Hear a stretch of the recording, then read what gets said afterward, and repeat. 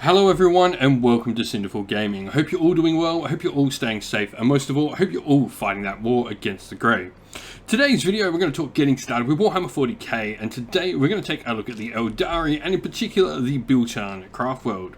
In this video we're going to go through and talk about what exactly makes a Biel-Tan craft world special. We'll then take a look at some units we can use to begin our Biel-Tan army with, before further expanding and looking at other unit options we have available to us to expand upon those initial purchases. And finally, at the end of the video, we'll give you a little sample army list for you to use as some inspiration for creating your own Aeldari Biel-Tan army list.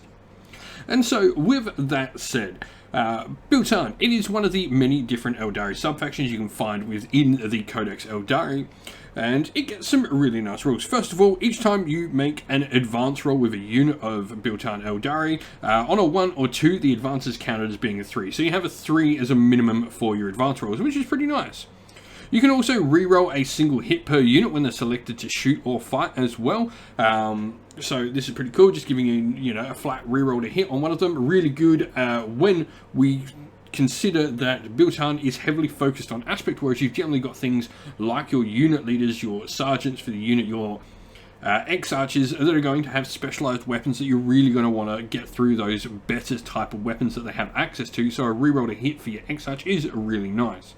Now that said, this focuses really heavily on aspect warriors. Your Wrath of the Shrines ability is your special stratagem you can use, and you can use it in your shooting phase or the fight phase when a Biel-Tan aspect warrior unit from your army is selected to shoot or fight. And until the end of that phase, each time that you make an attack, an unmodified hit of a 6 scores an additional hit. So you get exploding 6s, which is really nice. So everything here really just is pushing you towards playing with more aspect warriors for your Biel-Tan army. And so, where do we start with a Biel-Tan army? So, the obvious place to begin is with the Autarch. Now, he is an aspect warrior focused hero. He can take a variety of different weapon options for your army from lots of the different shrines, and can mix and match them to really be how you want. As you can see here, he's got a Reaper launcher, and he's also got the Banshee mask on there as well. But you can also take things like Manta Blasters, you can take Banshee Blades, Scorpion Chain Swords, you can take Fusion Pistols and Fusion Guns from the Dragons and Death Spinners. You can also take Swooping Hawk Wings and Warp Jump Generators from the Warp Spiders as well. Now, what's really cool about him is he's going to provide you with, first of all, the Path of Command, while friendly Karafa core units within 6 inch, you can reroll hit rolls of 1. He's got a built-in 4-up invulnerable save, and his superlative strategist ability, while any unit from your army is on the battlefield or embarked with a transport model, you can use the command reroll stratagem twice during each phase instead of once. Pretty solid stuff there all around for a great leader for the army. Now, alongside him, it's interesting because if we're going to go in a basic sort of patrol detachment, which is the best way to learn 40k, I find, you're going to not have any aspect warriors as troops. Now, Rangers and Guardians are definitely the cheapest troops options you've got, and I would recommend actually taking something like Guardian Defenders or Rangers in your Biel-Tan army, as they are great backfield objective holders for you. Rangers can have some really cool abilities, as can Guardian Defenders can take some heavy weapon platforms to provide some more heavy weapons fire to your force. I think both of these are good, solid options to play with in your backfield, and they will just fill your basic troops choice. You don't want to be spending too many points on them, so they're both nice and cheap options. But where do we look next? And this is where we start looking at aspect warriors. So first of all, Dire Avengers. I think these are a really interesting option. These are a versatile elite choice for your army. They're going to have a variety of different abilities and a variety of different roles they can really do. First of all, they're just great at taking out enemy troops. They put out a high rate of firepower. They're also pretty good at getting into space marines with their shuriken weapons as well. And you can also take a shimmer shield on the Sergeant there on the X-Arch to give him a 4-up invulnerable save. They can have a variety of different roles to play as well, thanks to all the X-Arch powers, even counting as objective secured or getting some additional bonuses to those shuriken weapons, which is really nice for shredding into enemy infantry.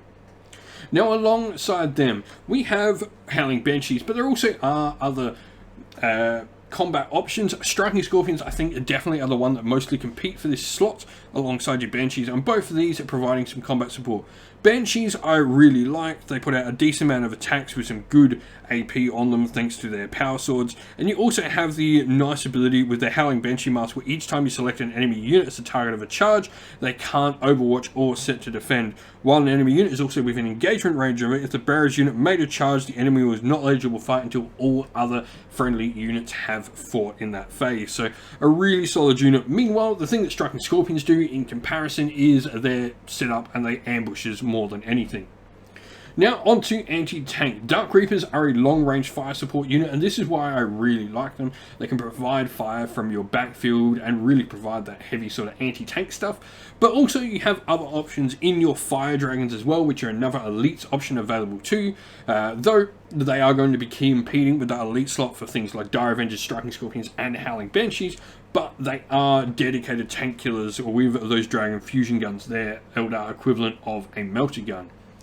And lastly, we have the fast attack options, where we have Shining Spears, first of all, are your Aspect Warrior jet bikes. They can pack out a pretty decent punch, your Shining Spears, with their nice lances.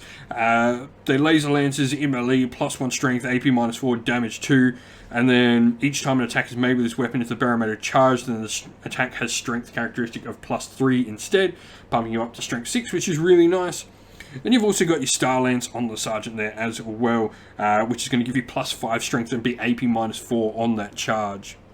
Now, competing with them, we have things like Swooping Hawks and Warp Spiders, which provide very different roles than your Shining Spear. Swooping Hawks are really good into enemy infantry hordes, and Warp Spiders are sort of that middling range thing, and can actually be really nice into enemy hordes as well, with their Death Spinners being blast weapons, which is really fun. Now, with that all said, there is a ton of different options. Things to consider are like Wave Serpents and Farseers as well, additional buff pieces to boost up these Aspect Warriors you have available too. You've also got things like a Crimson Hunter, which is a Aspect Warrior flyer as well. Alright, and so here we have our sample army list for Biel-Tan. Now, we've gone for a patrol detachment. This means we're spending no CP on our detachment as our warlord is inside our patrol. And so with that, our said warlord is going to be our Autarch. Now, our Autarch is going to have the Biel-Tan ability, where in your command phase, if you select a friendly Biel-Tan core unit within 6 inches of this warlord until the end of the turn, each time a model in that unit makes an attack, you can reroll the hit. So he just gives out flat rerolls, which is really nice. This is going to be a nice bubble of rerolls around him, which is really cool. And so it's just going to be a better version of the ability we're getting with Biel-Tan, so anything not around him will still get a single reroll, but he will then give out, you know, big reroll bubbles, which is really cool.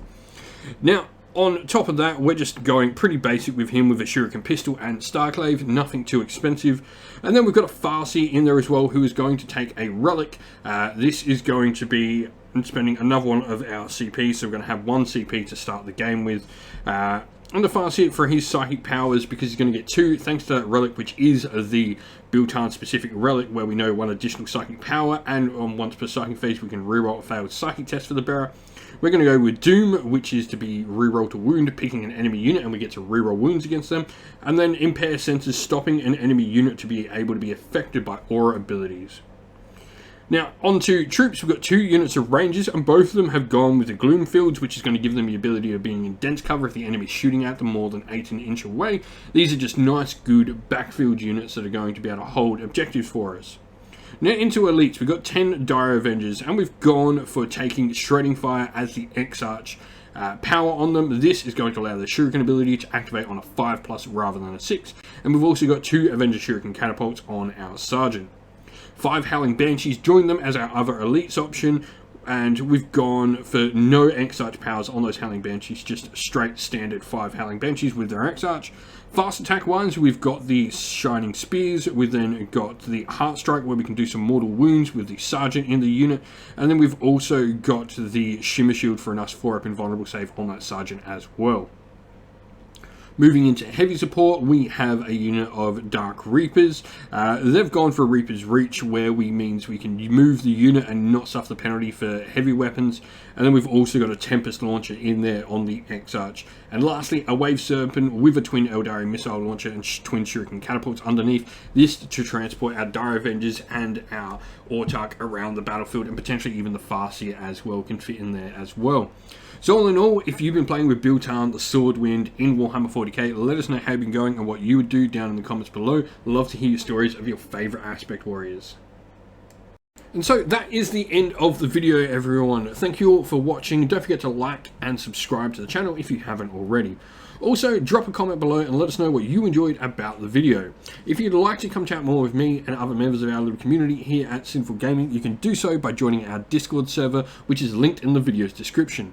And lastly, if you'd like to help support the channel and keep us doing what we are doing and allow us to do even more cool wargaming content, you can support us on Patreon or YouTube members, both of which are linked once again in the video's description. As a special thank you to everyone, we'd like to give a shout out to our Patreons: Christian Weir, Soren, Greenskins Gaming, Kenny Lyle, Alder Shot First, Andrew Bowen, Nathan Thing, The Rising Ape, Q Dynamic, Anthony B, JJ Austrian, Average Wargamer, Domir, Mark Harvey, James Cater, Derek, and GRP390, and as well to our YouTube members: Greenridge Gaming, Kenton Young, Ronya, Lock Lorick, The Johnny84, David Ersworth, Wolfric Nick, Broken Shelf, Adriana Edwards, Revenar, Pink Nico Fire, Robin Mankiller, and Monty's Tabletop Terrain. A special thank you to everyone who helps support the channel. You allow us to do what we do. With that said, everyone, thank you for watching. Stay safe, stay well, and most of all, keep fighting that war against the grey. Ciao for now.